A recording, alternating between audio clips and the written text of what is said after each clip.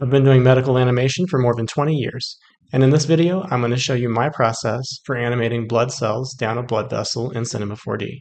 I'll show you every step along the way from staging, modeling, lighting, rendering in Redshift, and compositing in After Effects. A link to the scene file is available in the description if you'd like to download it, and while you're there, check out some links to other helpful content I have available for you. Alright, let's get to it. Here we are in Cinema 4D 2024. And we're going to start with our RBC red blood flow animation in a cellscape. So let's get started with part one, and that is going to be creating the cellscape itself. And I'm going to use a landscape object. So I'll go ahead and start with a landscape object. And in the X dimension, I'm going to increase this to 1600. And in the Z dimension, I'm going to make it 1200 so we have kind of a rectangular shape. I'm also going to turn off our borders at sea level, and that's going to make it a single sort of warped shape. And I might slightly increase the height to maybe 120. And this is going to be our starting point for our cellular field. And I'm going to hit NB, and that's just the same as going up to display and showing lines. And this is just going to let us see our grid shape for our landscape object. And so I'm thinking about how I want my scene to play out. And what I want to do is create a curve, sort of like a miniature cyclorama or diorama sort of feel. The way I'm going to do that is using a bend object. So I'm going to come into our objects, our modifiers here, use a bend. I want to set it up to be a child of our landscape just by dragging it on top. And I'm going to change the directionality instead of being Y to be Z plus. And then I'm going to say fit to parent. And once we do that, we should see the arrow pointing to the back.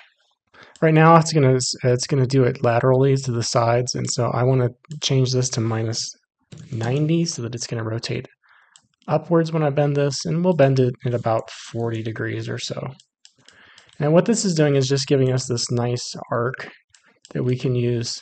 So when we have our camera set up in a field like this, we can easily zoom in and pull and push into our vessel, and then it'll give us the shot that we're looking for. The second thing I want to do is play around with the seed on our landscape object, and this will just help me figure out like what kind of shapes I want in the background. And you can play around with this seed as much as you like. It's going to change the layout of your landscape significantly. So I'm just going to flip through here until I see one that I feel like is going to work for me. I kind of like this one in the way it actually already has sort of a landscape that feels like it's got vessels in it already. So I'm going to use this one for my landscape setup. And so of course we want to save. So I'm going to say save project as, and we'll come in here to our blood flow animation folder, and I'm going to save this as blood flow demo.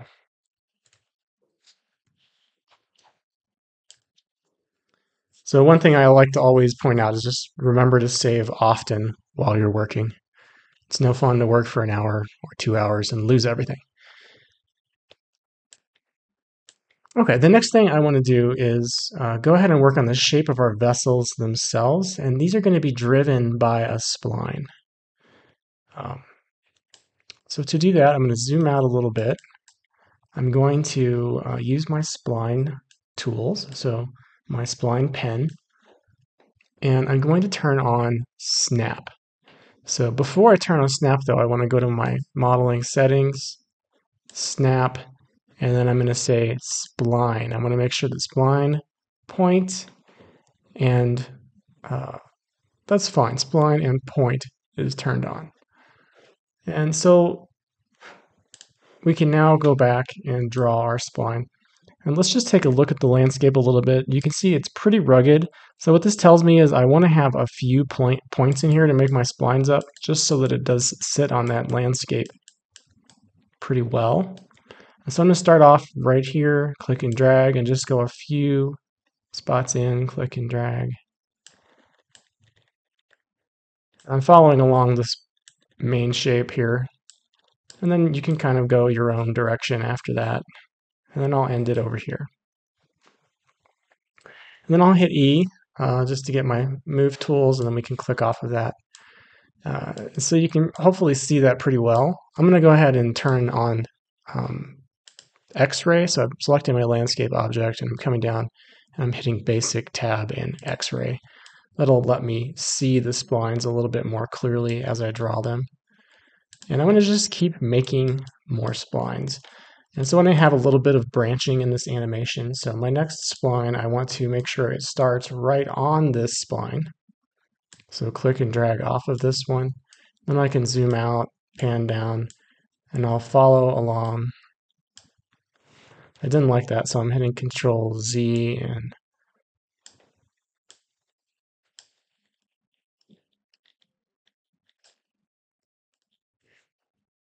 and then again E to end that one. Select our move tool. And then let's just create one more over here. Actually, I created it right here. I'm going to make a secondary or tertiary spline right there. And so I'm going to start by snapping to that spline again. And then clicking on the landscape object. So we've got a few branches in here. I might add one more over here just to make it'll be in the background, but I think it'll have a nice appearance. So I'm going to come in here and click.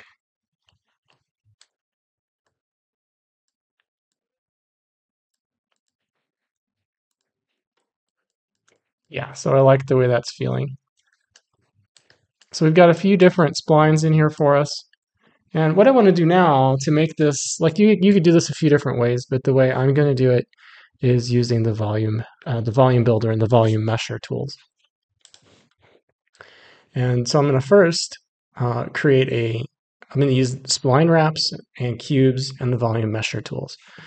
So I'll go ahead and reorder these splines. I just like to have things from top to bottom. I don't know why Cinema 4D does a bottom up kind of naming system. I like to have things hierarchically arranged in the order I made them from top to bottom. It just makes more sense to me. So let's go ahead and take a look at these and how do we wrap them. So I'm going to start off with a cube. And let's make it a little bit smaller. I'll go to the Object tab and let's just do like a 30 by 30 by 30 cube. That's going to be way too small. Let's do 50 by 50 by 50.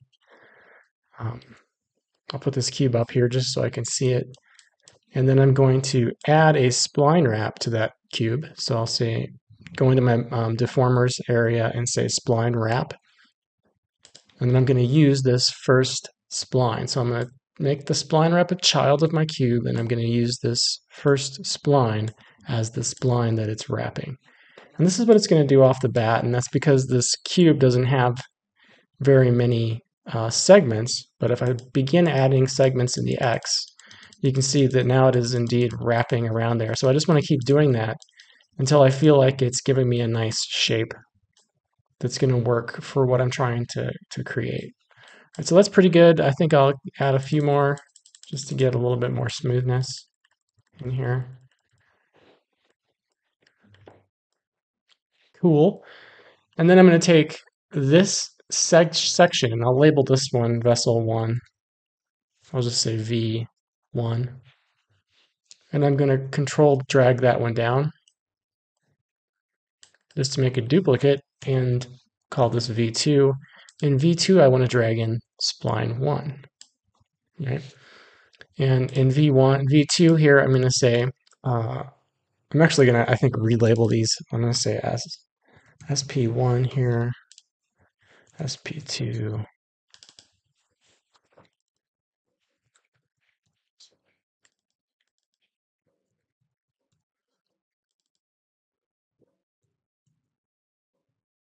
Just so my names are going to align with my vessels. So this will be vessel 1, vessel 2, using spline 1, spline 2. Makes more sense. Let's go ahead and change the segments on this one so that it feels similar to the other one. And I do want those to be overlapping the way that they are. And I also I'm going to keep this a little bit more, and I'm going to change the dimensions of each one of these. You know, a lot of animations I've seen show vessels shrinking down at the ends, like they taper off, and they don't actually do that. Vessels are pretty much uniform across their length, and what happens is branching structures get smaller and smaller. And so what we're going to do is say maybe 40, 40, 40 for these. So they're just slightly smaller. And I'll duplicate this one, control drag it down, and use spline 3 for this one. And again, I'll change the cube segments to be smaller. And I'll make this one a little bit smaller as well.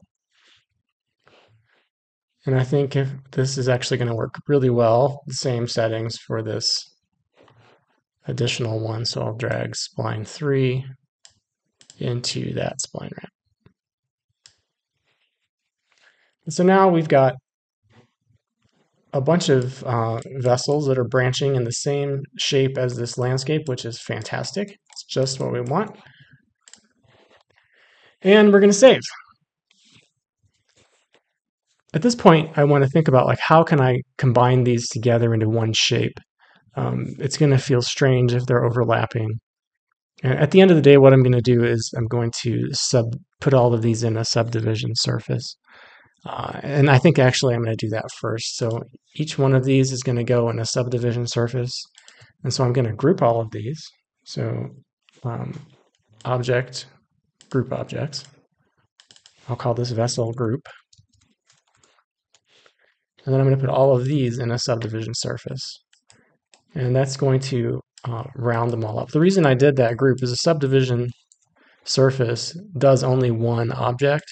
So if I were to have put these in individually, it would have only done the first one. So grouping them together allows you to do them all at one time, instead of having a separate subdivision surface for each object.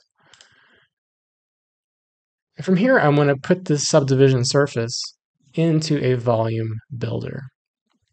And that's what's going to create our unified shape so we don't have these oddly overlapping segments. So next part is to create a volume builder. Drag our subdivision surface into the volume builder. And now we're just going to change our voxel settings so that it's got some higher resolution. 5 looks pretty good. I'm going to try 3. And then I also want to add a smooth in there, so it just gives it a little bit of smoothing. And now we're seeing a really nice appearing set of vessels that are all welded together. From here, I need to add a volume mesher, so I'll go to volume, volume mesher. We're going to drag our volume builder inside the volume mesher. And now that's creating a very tight, odd looking mesh. And so the wonderful things that have been added to Cinema 4D are those volume tools and the remesher. In combination, they are incredibly powerful. So the next thing I'm going to do is I'm going to add in a remesher. And so if I hold down my object group here, I can say remesh. And in that remesh, I'll drag in the volume mesher. And that's going to make a nice quality mesh around these vessels. And we don't even need that many polygons. I think we can step this down to like 30%. So our mesh density, I'm going to just change that down to 30, and look at the quality of the mesh that it generates. It's absolutely lovely, and it's going to be perfect, I think, for the animation that we're going to create. And so all of that work was to get to this final sort of meshed object, and this is what I'll be using moving forward. So I don't like to lose things. I think I did a lot of work here. I want to save this object, and then to do that, I'm going to duplicate it. And I'm going to make it editable by hitting C. So this is a mesh object now. And I'm going to take this remesh here, and I'm going to put it in a new folder. So I'm going to make a new null object that I'll use as a grouping object, and I'll call this off. And I will just turn my visibility for both of these, render editor and renderer off. I'm going to drag my remesh in here. And I just like to do this for things that I want to save for using later. we are going to need our splines, and eventually, at least the main one, but we're not going to be using these additional splines here. So I'm also going to throw these in that off folder, and they can just hang out down there. And now I don't have to look at them anymore while I'm working on other things. I will label my remesh to vessels and save. And now I want to continue working on this. So I'm going to use some of the extrusion tools, or the thicken tool actually. But first I need to cut off these ends. So what we want to have is a nice tube, right? So a tube of a vessel that things can flow down that's cut on all ends. And so I'm just going to come into this end here. I'm going to use my polygon selection on my vessels, and I'm going to hit U, and that brings up this group. And then I'm going to use L, loop selection, and just select these loops and delete. All right, so that's just going to help me chop off that end. And I'll do that for all of the ends. So grab a loop, delete, grab a loop, delete. I'll do that for every single end. Grab a loop, delete. Sometimes it's a little hard to grab the loop. So I've cut a section away from all of those, and next thing I'm going to do is just grab a loop, and I'm going to select everything that's connected. So U, and then W is select connected. And then I want to delete those tips, so I need to do another U on the keyboard. And then I'm going to say I for invert, and then I'll delete those tips that are all selected. And so now we have vessels that are a tube, and I'll move them up here and eventually away from the landscape object. But I'm just trying to set up our base right now for us to work with. So I want to now thicken all of these so that they have a thickened wall.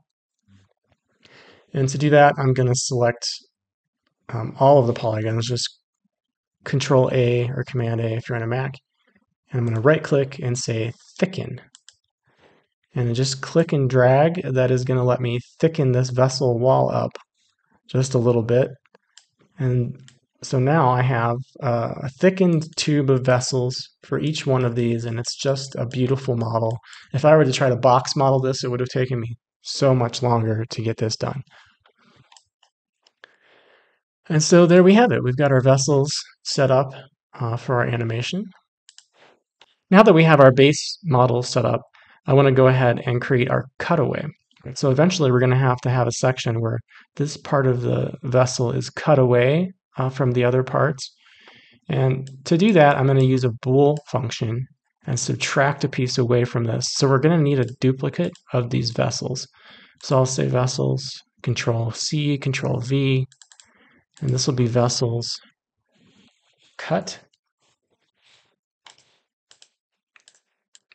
I'm also going to need something to cut them with. And for that, I'm going to copy out one of our original vessel group objects. I'm going to take this sweep, or this spline wrap. I'm going to Control drag it out all the way to the top. All right, so this is the one we created our main spline with. And pretty simply, I'm just going to move it around until it gives me what I want. So I need to go ahead and put this where I want it to be. And to do that, I'm going to have to move that spline. So I think I'm going to duplicate this spline. So it's right here, and I'll say cut spline. And I'll tell my spline wrap to use that one instead. And what that does is it allows me to control the position with my spline, right? So now I can move this up and out of my view. If I wanted to do a cutaway right now of this object, I could do that. I'm going to play a little bit of a trick here. I'm going to only cut away part of this, not the entire thing. I'm going to cut it away to about this point. And so I just need to manipulate the way this looks a little bit. So let's take our cube in the Z dimension, nope, in the X dimension, nope, in the Y dimension. I'm going to make it a little wider so that it's overlapping that vessel. And then I want to rotate it a little bit. So in order to rotate it, I need to go into the spline wrap settings, and there is a rotation here, and I can just say banking, and that's going to rotate it like this. What I'm trying to do is cut away only part of the spline, right? So I just want to cut away like the edge that's facing away from me, because I'm going to have my camera come in like this, and I want to have the cutaway kind of add a little bit of an angle.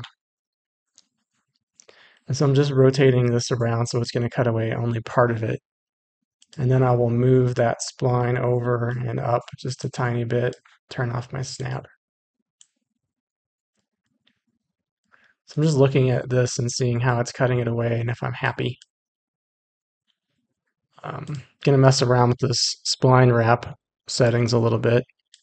I'm gonna offset it so that it's going from here to here, and then I'm gonna make it so that it's not actually wrapping the entire thing. So I'm cutting down my 2 component so that it's cutting only up to about right there. And then in my animation, when I fade it in, I'm only going to be fading in like a window right here. So this is kind of perfect. Let's see, I'm going to just move this spline down a little bit more so it's cutting about half of this away.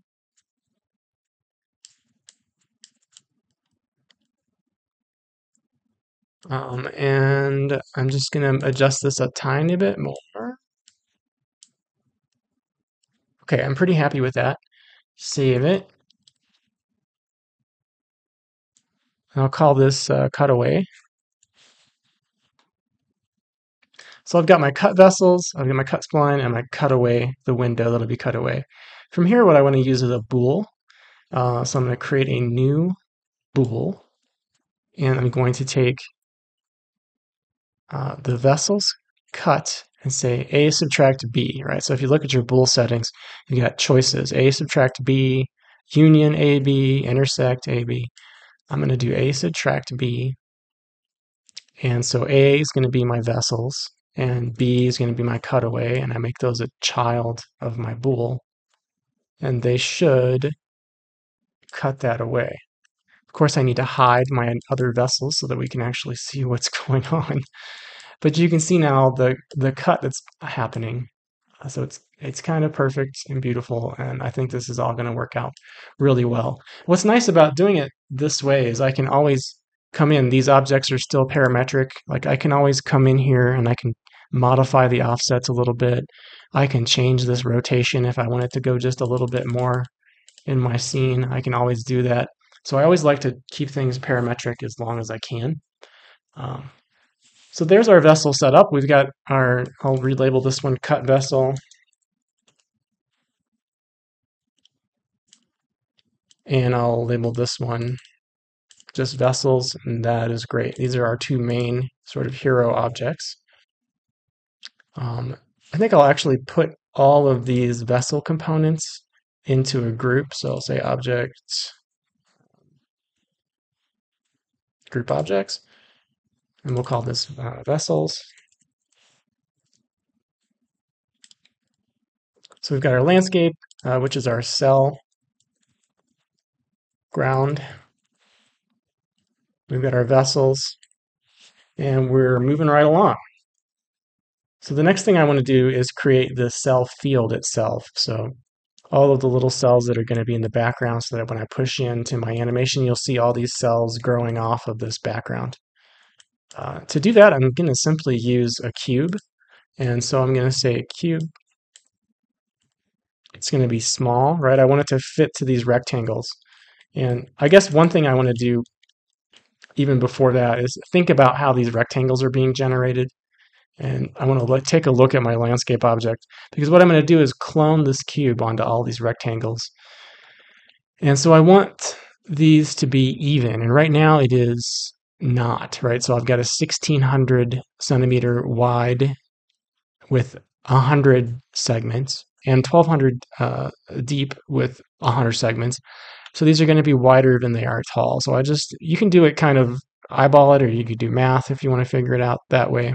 I think I'm just going to eyeball it for now. So I'm going to change my width segments to be a little smaller, and I'm going to change my depth segments to be a little smaller.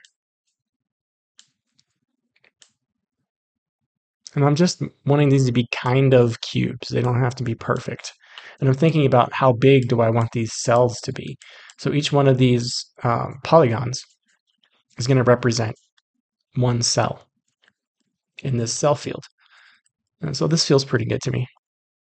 And I want to make this cube about, not exactly, but about the same size. So I'm just going to scale it down. So right now it's still too big. And I'm going to put this cube in a subdivision surface. And that makes it a sphere, so I don't want that, right? I want it to be a little bit more cubic. So I'm just going to add segments in each dimension to my cube, right? So if I turned off my subdivision surface, you can see my cube now. It's like a little soft pillow cube. And what's nice about doing this with the subdivision surface is that you can always come in here and turn this subdivision viewport setting down or even off so that it doesn't bog down your system. So I'll keep it on 2 for now, and then if we need to turn it down, I can do that later. So we'll call this cell start, and we'll call this just cell. And I'm going to take this cell, I'm going to hold down Command or Alt, and I'm going to put it in a cloner. And what that does immediately is just clone it and make the duplicate with the default settings as a grid, 3x3 grid. And what I want to do instead is make it an object cloner. So I'm going to change it under the Object tab to Object and drag my cell ground into that Object tab. So we're getting cells along our object now. And I want to not to do distribution surface, but distribution polygon center. And I'm going to go ahead and say NA, and that's going to turn off the line render, so we're no longer seeing all of that. So now we see like a bunch of chiclets, and I might want to just make some slight modifications to my cell, maybe make them a little bit smaller. So I'm just going to scale it down a little bit so I see a little bit more space in between them. And now I want to make this less regular. It's a little bit too regular right now. In order to do that, I will create a random effector. So let me go ahead and label this as cell field. And I will make a MoGraph effector random. Obviously, that's a little bit crazy. And so I'll go into my parameters under my random effector and just turn this down to like maybe 1 by 1 by 1. So it's just slightly jittered. You can play around with it. If you feel like you want it to be a little more, you could do 2 by 2. Right? You don't want your cell field to be too perfect. I'm actually going to go right in the middle, 1.5, 1.5. And I'll keep that at 1. You might even want to add in a little bit of rotation. So that's rotating in that dimension, just like 2 by 2 by 2. Let's see.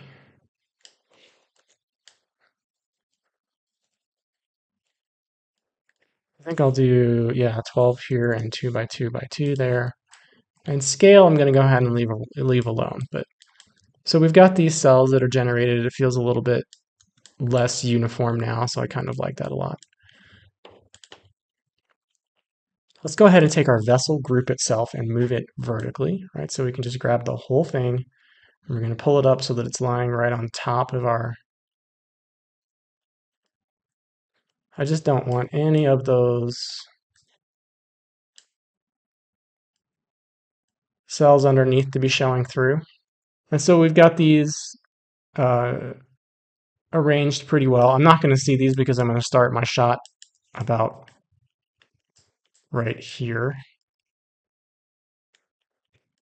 All right, so I'm going to frame this shot so that it's going to go from here and just zoom in closely to these guys. So I think I'm going to make a couple of adjustments to this spline wrap.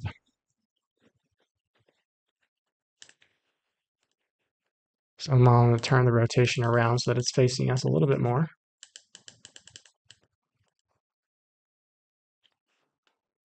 Cool. That's pretty great. And since I kind of did this already while I'm here looking at my sort of camera angle that I'm thinking about using, this might be a good time to go ahead and just make a camera, right? So let's go ahead and do that. I'm going to make my camera here, and I'm going to keyframe that camera. And this will give us an idea now where our camera is going to be this whole time. All right, so we've got our cell field, we've got our vessels. Next part, let's create some red blood cells.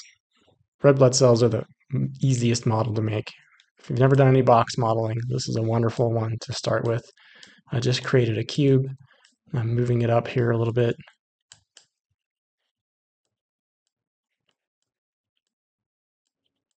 And what I want to do with this cube is first we'll just shrink it down. I'm using the scale to shrink it down a little bit. And I'm going to go ahead and make it squat, right? So it's like not very high. And then I'll make this editable. Then I'm going to use my polygon selection tools to select the top and the bottom. So I held down Shift to do that. I'm going to use invert, which is I on your keyboard. And you just click out here and anywhere, drag in about this much. And then I'm going to extrude. So you can right click extrude, or you can hit D on the keyboard. That changes it to extrude. And again, I'm going to click anywhere. And I'm just going to drag these down. I don't want them to overlap like that. I'm just going to drag them down a little bit. So we've got a cube that's sunken in on each side. And from here, it's very simple. We're just going to take this cube and we're going to put it in a subdivision surface. And voila, we have our red blood cell. I'm going to take this and shrink it down a little bit in the Y dimension so it feels a little bit more natural. So just a little tire shape. Now, something I have always been annoyed with this box modeling technique is that it is not perfect. And I'm going to copy this out and do a new file for a minute just to show you what I mean. So I'm going to copy this, make a new file, paste it, and look at it. All right, so let's put this at the center of our scene. And I'm going to make a circle. And I'm going to tell that circle to be on the XZ plane, and I'm going to scale it down.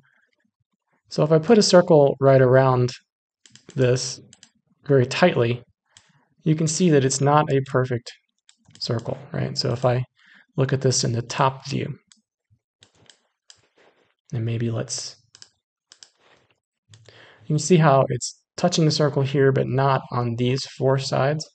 And so what I usually like to do is go ahead and make this an editable object. So I'll hit C, and then I'm going to use the brush tool with my polygon selection. So I'll select nothing, right? So just clicking in the background. Right click, we're going to find our brush. Right now it's huge. Let's make it 15 centimeters. That'll work with this. Size is relative, of course. And I'm just going to pull this one over with the brush and pull this one over, pull this one over, and pull this one over. And I'm just kind of rounding this out a little bit more than it was originally. We'll call this RBC. Copy it, come back to our original file and paste it. And I can go ahead and delete this one. All right, so we've got our RBC. It's hidden down here underneath everything, but here it is. So the way I'm going to make this red blood cell animate down the path is I'm going to use a cloner. And the cloner is going to be set up to be an object cloner, and it's going to clone to the spline that we created. So let's just do that. We'll make a new cloner. It's going to be an object cloner. And we're going to be cloning to the original spline, right? So spline 1. Oops. I'm going to drag that here. And what are we cloning? We're cloning our red blood cells. So it is working right now. And we want to just arrange these a little better. So down under count, under object tab in the cloner object, I'm going to change the distribution to even. And then we can increase that count. So now we've got a bunch of vessel or RBCs being created. And from here, I want to use a random object to distribute these a little bit better. And so I've got my cloner selected. I'll call this RBC cloner. And I'm going to say MoGraph effector random. And I just want to distribute these around the vessel inside this tube so that they feel natural and the right scale and all of that. So I think that one thing I'm going to do right off the bat is just make these a little bit smaller. So I'm just scaling down the RBC. And in my random effector, I'm going to say parameter. And I just want to do like maybe 10 by 10 by 10. So it's not a crazy amount. And then I want to say rotation as well. And let's just do 360, 360, 360. And that's going to randomly rotate them all. So it already looks great, right? We've got all these blood vessels or blood cells in here, and they are positioned pretty well. They're overlapping, which is a problem. So one thing I want to do now is do another effector. So I'm selecting my RBC cloner, MoGraph effector, push apart. And we just want to push them apart a little bit. Right, that's going to help them not be overlapping.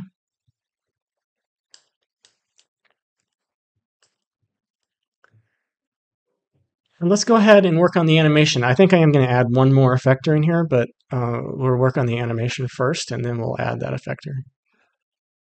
To animate our red blood cells down the vessel, we're going to use a very simple technique. It's going to be just the offset in the Cinema 4D or in the cloner object.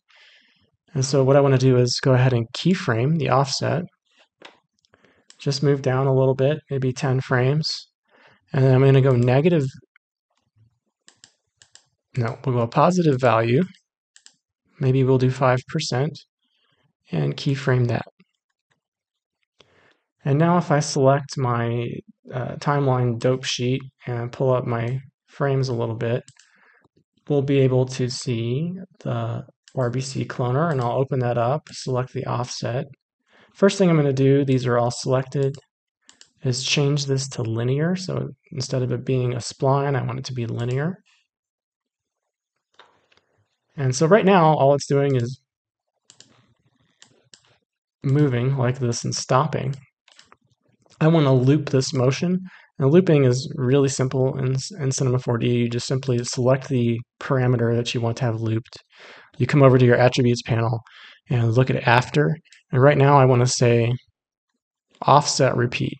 So just to be clear, repeat is going to do this, right? I say repeat and tell it to repeat 3 times, and it's going to do this. Repeat. Right, it's going to do the same thing over and over. It's bouncing back. But I don't want it to do that. I want to do it an offset repeat, and I want it to do it a lot. So maybe 20, 30 times, depending on how long your animation is. So now when I play, it's just going to continue moving these blood cells down. So it's making new ones here, but this is going to be out of the frame of our video, so we don't care.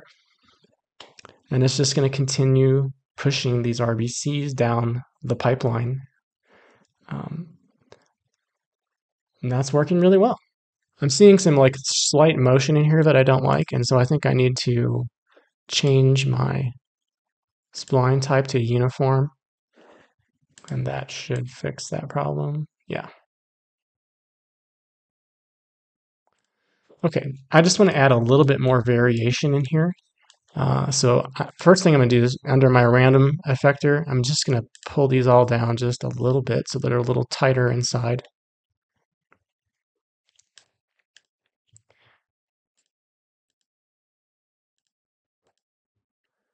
And then I'm going to add one more random effector. So I keep selecting my cloner object when I'm doing this. And the reason is if you select your cloner, it automatically adds it into your effectors tab for that cloner. So I'm selecting my RBC cloner and going to MoGraph effector. I'm going to do another random effector. And in this random effector, under effector tab, I'm going to change it to noise. And that's going to animate this now. If I just play, it's going to be crazy, bouncing around all over the place, right? I don't want it to do that. I'm going to change my animation speed to like 5, so it's a lot more slow. And then I'm going to come in here to the parameters, and I'm just going to make these very slight, like maybe 1 by 1 by 1, so there's slight motion, maybe a little more. So I'm just watching these to see how they're moving. I just wanted a little bit of slight motion. I also want a little bit of slight rotation in there as well.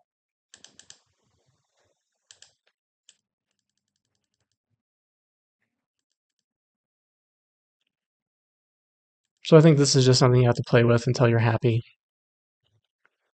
And I might come back to this effector parameter and change it down to like 3. All right, so you're just getting a little bit of slight motion so it doesn't feel like things are so stagnant as they're moving through. Now, if you're feeling like your animation speed is going too slow because we've already, or too fast because we've already set up this offset in our dope sheet, it's really easy. All we have to do is pull this out. So if I pull this out to 20, it's going to be moving a lot more slowly. If I pull it back to 15, that feels a little better to me. Let's set up a 15-second or 10-second animation. So we need 300 frames at 30 frames per second. And so this is I'm just gonna let it play through to make sure that it's still working. That looks pretty good to me. I'm noticing my RBCs need a little bit more love, so I'm going to go ahead and group these. I'm sorry, I'm not going to group them. I'm going to select them and put them in the subdivision surface, round them out a little bit more. I'm going to turn it down to 0 in the viewport and leave it at 2 in the renderer. So it'll be smooth when I render, but not in the editor. And then from here, I think I'm going to set up my camera shot. So let's set up our camera, push in, and then we'll start working on lighting and materials. So I'll look through my camera. We're going to start off here. So I just want to set up my initial shot, frame shot, and I'm just thinking about what do I want to achieve here. So I'm going to start off with the vessels going off into the background like this, and I want them to be opaque, and then we're going to zoom in, and it's going to be a transparent window that shows up the closer we get to this cutaway section. So let's work on that. So we'll do our first frame. I'll go ahead, make sure my camera is selected and keyframe it. And then as we get to the very end, I just want to be pushed in and maybe rotate slightly and up, because I want to see those vessels in the background. I think they're cool. Spend a lot of time making them, we might as well be able to see them. And I love this diagonal sort of shot coming across. So I'll keyframe my camera here, pull through, and see how that feels.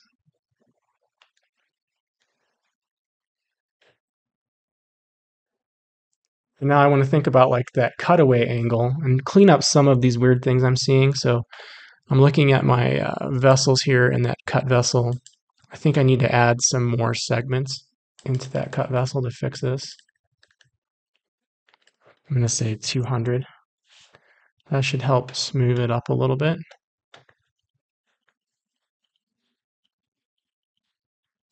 And I may need to move this cut spline a little bit more this direction.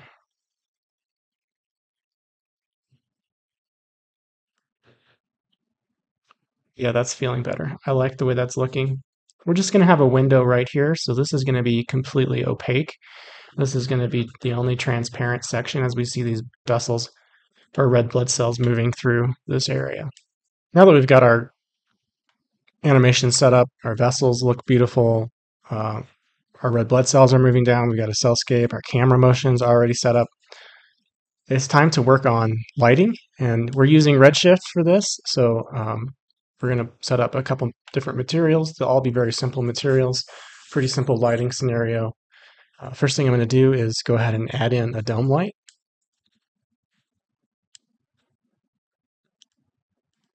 And inside that dome light, I'm going to add a HDR material. So I'm searching for HDR in my all section of my object or asset browser. And under HDR, we've got a lot of different options. I'm going to use a studio light to start with, and then I'll add in additional lights as we go.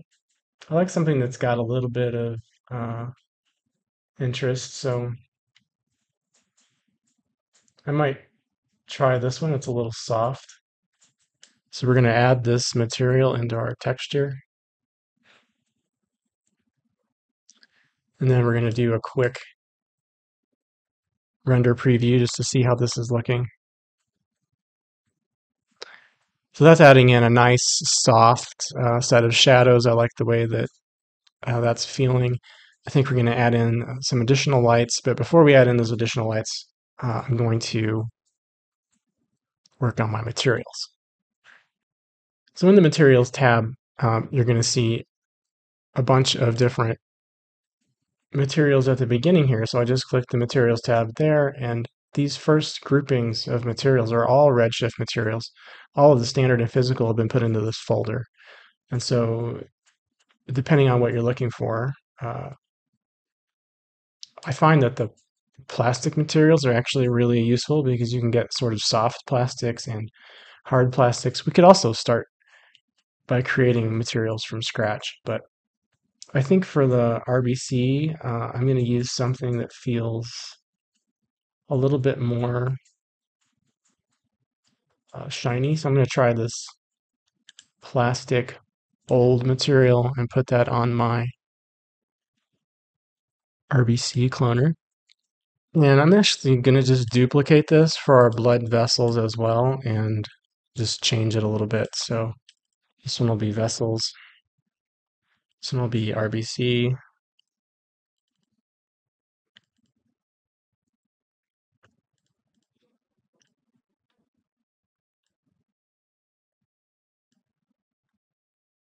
So it already looks really nice. I just want the vessel colors to be a little bit lighter. So I'm just going to pop this up to more of a less saturated sort of tannish, grayish pink color.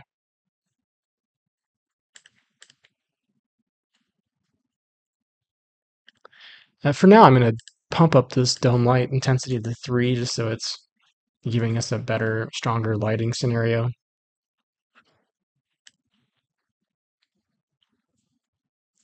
Not too many materials we have to worry about in this animation, so that's nice. And I want to add in a little bit of softness for the cells in the background, so I'm going to find a little bit softer plastic, something that has maybe some texture. Maybe this one right here, or this one. I think this plastic rough will be nice. And I'll change the color of that one to more of a yellowish, tannish, grayish color. And we'll add that onto our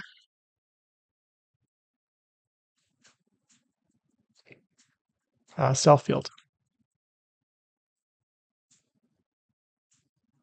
I just want to get this material a little less yellow. It's a little too crazy. So saturation down, value down, a little bit more towards the tanny sort of color.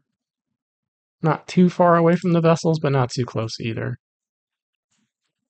That feels a little more natural to me. I think I'll pop down the saturation just a tiny bit more, not that much.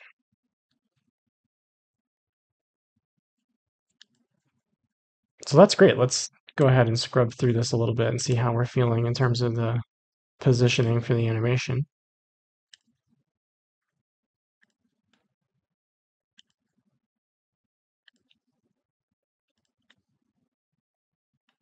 So this is cool. We're going to have our cell field taking up a significant portion. I think I want to adjust that last frame just slightly. So camera.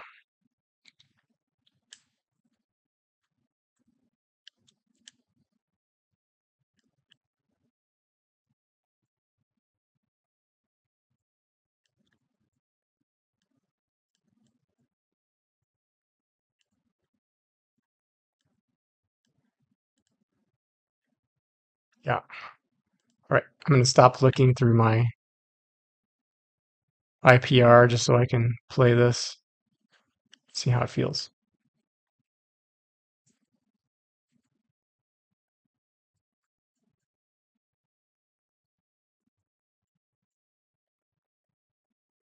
I'm noticing a couple of these vessels are overlapping here at the end. I don't like that. I like this one right there. So I'm going to make a couple of adjustments to our first random effector parameter so it's even a little less.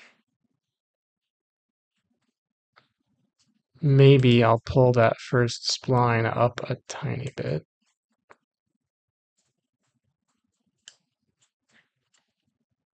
And see how that's working. Okay, that's looking pretty good. It's always about making adjustments as you go. Wonderful. Okay, so let's put in a couple more lights just to add a little bit more interest here. Save this file.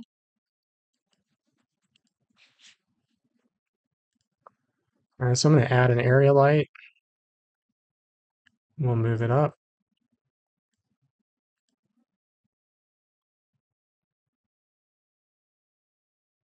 I'll stop looking through my camera for a little bit.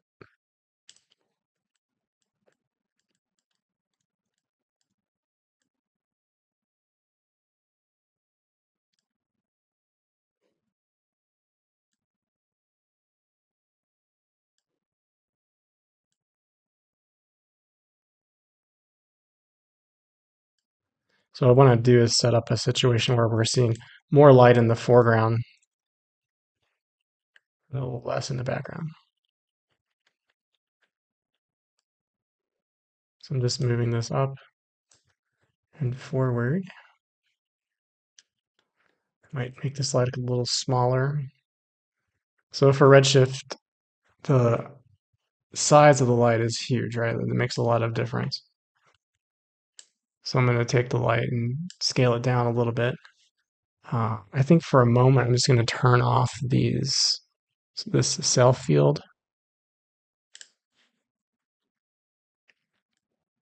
That'll help with the slow render time. And I'll throw this same material on that landscape object so we're getting the same color effect.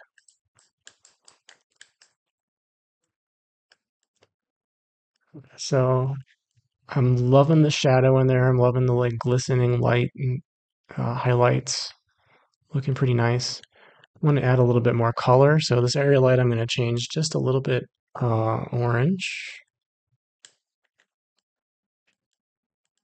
Maybe pop the intensity down to 80 or 70. And then I'll duplicate this one. And I'll call this like fill.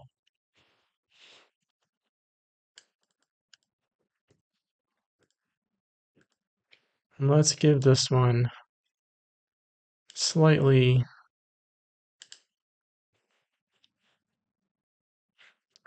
bluish purple.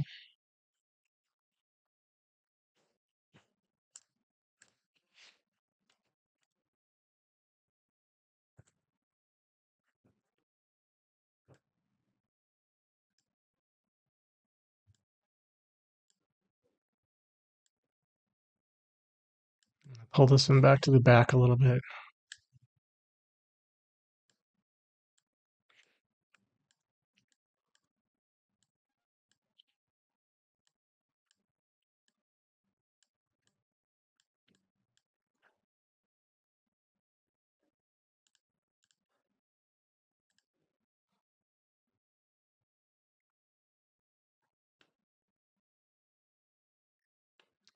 And I'm going to tone that light down a lot. So like maybe 30%, just so it's barely doing anything.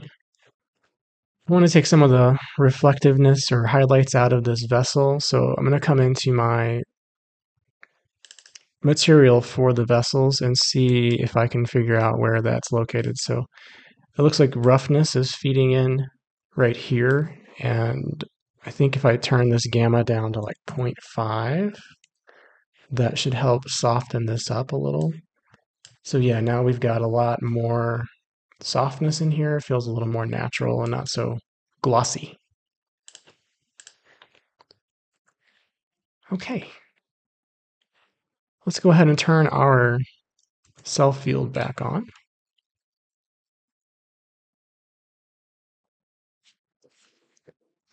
So I think just a couple more tweaks in here and we'll be ready to go ahead and set this up to render. I'm going to turn my dome light intensity down to 1. All right, so now we're seeing the lights that we set up really affecting our scene. It's bright in the foreground, it's darker in the background. I love the way that looks. And we're seeing these nice shadows being cast. I think the next thing I want to set up in here is some depth of field for our camera. And to do that, I'm going to use a null object for my focus point. So I just created a new null object, and I'll call that focus. And I'll place that where I want my focus area to be. And let's go ahead and turn this off for just a little bit. Put this right there and see how that feels.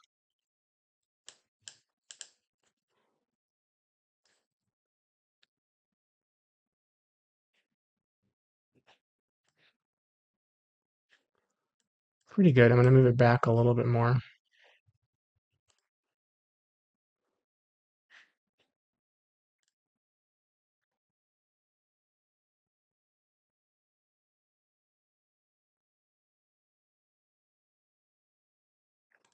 Great. And we'll set that depth of field up in our camera. So we're going to select our camera, and under object, under optical, in the object tab, I'm going to drag my focus object in there. And so now that's setting the focus distance from the camera to this null object at all times. So as it zooms in, and we can see that happening if we pop out of our camera here a little bit and scrub through.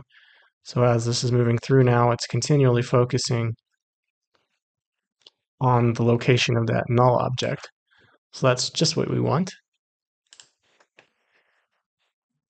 And the next thing to do up is set up the bokeh in our camera. So under optical, we just want to check this button that says bokeh. I'm going to set this up on the end frame because I want it to be really nice right there. And we just need to look at our preview and then change the aperture setting down. I'll start with 1 and see how that feels. Oftentimes it needs to be a little smaller than you think it would be because it's based on the actual scale of the camera in relation to the scene. So it doesn't exactly work like life. So we might need to go something like 0.5 to really get the effect we're looking for. So beautiful, nice blurriness in the background, nice little highlights. Last frame, first frame. So it's a little less fuzzy as we're starting off our scene, and as we get closer to the cutaway, it'll be a little bit more fuzzy. So I think this is looking nice. Now we are ready to set up our files for rendering. So I'm going to do this in 2 passes. I'm going to do 2 separate renders. One will have the vessels on the outside, and one will have them off. And so let's get that set up. So under output, we're going to be doing 1920 by 1080, and we're going to do frames 0 to 300. And I need to save this. I've got a previously done version there, but I'll make a new one here.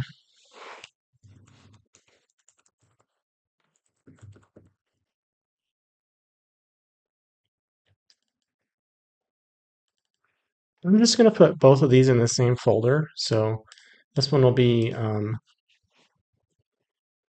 RBC Cutaway. And I don't need the word rendered in there. RBC cutaway frames. So I'll hit save here, and I usually just save out JPEGs. I don't need any alpha channels or anything like that, no multipass, all pretty simple. So that's all good. Double check my output, 1920 by 1080, 0 to 300. Yes, yes, yes. Under Redshift, for the demonstration here, I'm actually just going to use the low bucket quality setting. For any of the work I would do professionally, I would use medium or high. It's going to increase the render times quite a bit. But just to get this ready for our demonstration today, I'm going to do the low quality so that it will render a little bit quickly. And of course, I'm not going to record the rendering process on this video. But here we go. I'll hit Shift R to get this rendering.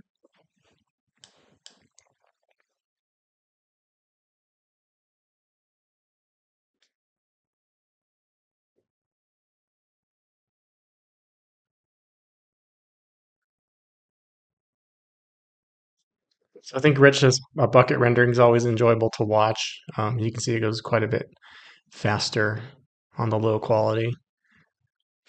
And so I'm actually going to just stop this and show you how I would set up the other render. So I would set up the second part by turning this one on and then hiding the cutaway vessels. And I'll actually hide the RBC cloner just on the off chance that one of those blood cells comes through a surface or something like that. I don't want that to happen. And so for this second render group, I'm going to set up the same thing. I'm just going to change the name. So I would set this up to RBC frames and save that. Looks good. And go ahead and render this one out as well. And so that'll give us both of these frames for 0 to 300 frames. So both of these versions, the version with the cutaway and the version without the cutaway, from frame 0 to 300. And then what we're going to do after this is take both of these rendered file groupings and put them in After Effects where we will do the composite work to create the cutaway scene. So that'll be the next section.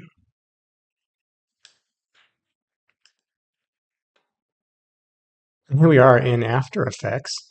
And I'm going to do the compositing for this project. And so what I want to do is basically import my rendered frames. So I'm going to hit Command I or Control I, and I'll import both of these as a sequence. So in this folder, I've got the cutaway rendered frame 0 to 300. So I'll select the first one, double check that import JPEG sequence is selected, and then hit import. I'll do that again for the second set of frames. If you've got a lot of frames you're rendering out, you might want to save them in separate folders just so they're easier to get to, but it's pretty easy to scroll down here for these. And so I'll import the second grouping. And I'll just take one of these and drag it down into this new composition section, and then I'll take the second one and also drag it down. And there are a couple different ways you can think about doing these. What I'm actually going to do is I'm going to put the cutaway version on top of the full version, and I'm going to mask it. Right, so I think logistically it might make more sense to think about putting the whole version on top, but it'll actually work out better for the masking for this process if we put the cutaway version on top. And so I'm simply going to, so you can see our entire animation is in here. I'm simply going to create a mask on this top layer. And so I'll use the ellipse tool. I'm just going to draw an ellipse. And then I'm going to manipulate that ellipse a little bit, just rotate it around, maybe squash it a little. And I'll change the size of this as we go, but first I want to give it a little bit of a feather. So I'll open up this mask and give it a feather so it's a little soft. And already we have a nice convincing animation, but you can see it's sort of cutting in strangely. And so I'm going to simply keyframe the mask path from here to the end.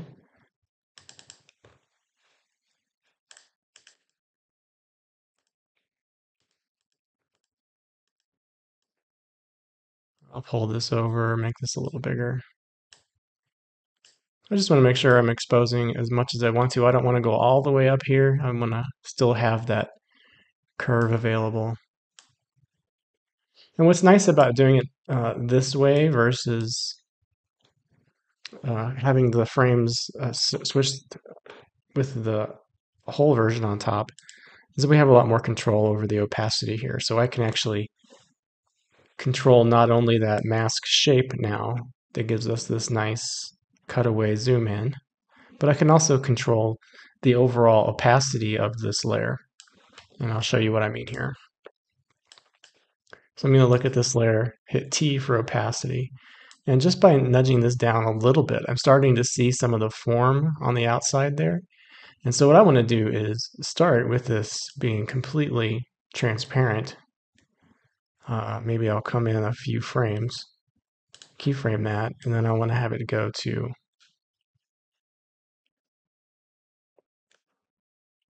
opaque.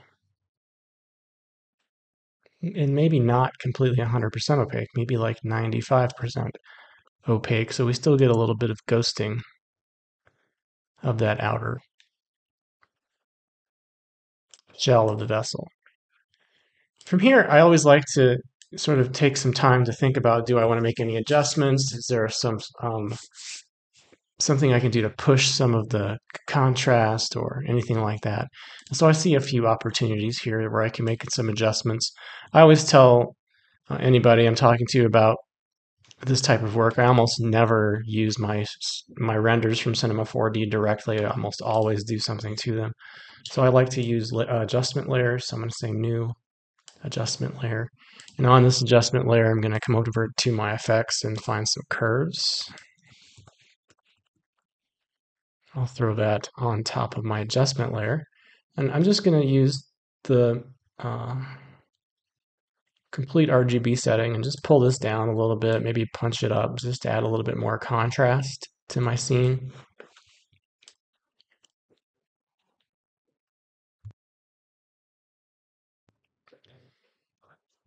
And I also think I'm going to add in another layer in the background here just as a color adjustment. And I'm feeling like I want to have a little bit more red in this background section. And so I'm just going to use the rectangle tool, make sure I clicked off of everything, and create a new rectangle. And I actually do want it to be red in this instance. So I'm going to do this, turn the stroke value down so it doesn't have any stroke at all. And I will create a mask on this layer so that it has a gradient applied to it. When you're working with shapes, it's a little bit more tricky. You can't just make a mask by drawing it. So I like to go in and say layer, new mask. And that'll create a mask for me on my layer that I can work with. And let's take that mask and pull it down. And give it a feather. I'm actually wanting to put it the opposite location.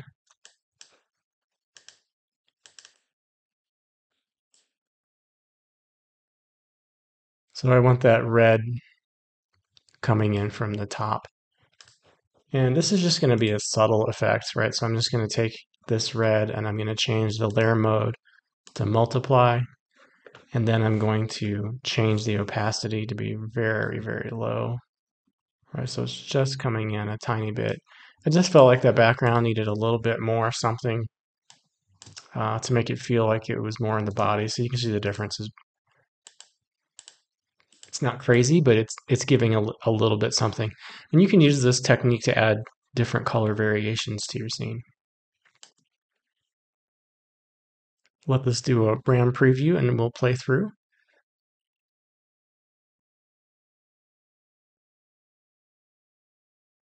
So there we have it. This is the final scene. From here, I'll just go ahead and render this out and get it ready to send off to use for whatever purposes I want to use it for. I hope this has been helpful to you. Thanks so much for watching, and I'll see you in the next video.